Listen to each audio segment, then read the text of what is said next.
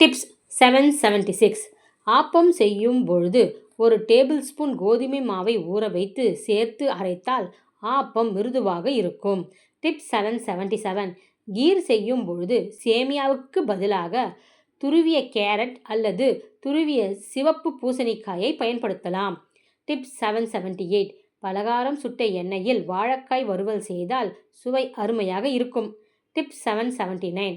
சமையல் செய்யும் பொழுது குழம்பில் எண்ணெய் அதிகமாகிவிட்டால் மேலே தேங்கி நிற்கும் எண்ணெயை ஐஸ் கட்டியை மேலோட்டமாக சுழற்றினால் எண்ணெய் ஐஸ் கட்டியில் ஒட்டிக்கொள்ளும். டிப்ஸ் 780. பொரியல், கூட்டு போன்றவற்றில் உப்பு அதிகமாகிவிட்டால் தேங்காய் துருவலை சேர்த்து கொண்டால் உப்பு குறைந்துவிடும். டிப்ஸ் 781. தோசை மாவுடன் கொஞ்சம் சோள மாவு சேர்த்து தோசை சுட்டால் உடம்பிற்கும் நல்லது, சாப்பிடவும் ருசியாகவும் இருக்கும். டிப்ஸ் 782.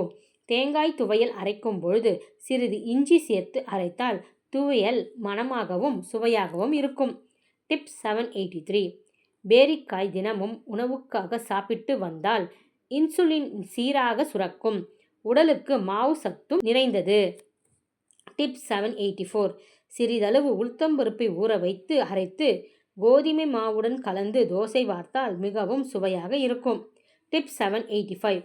மிளகை தீக்கனலில் போட்டு அதன் புகையை சுவாசித்தால் மூக்கடைப்பு நீங்கும்.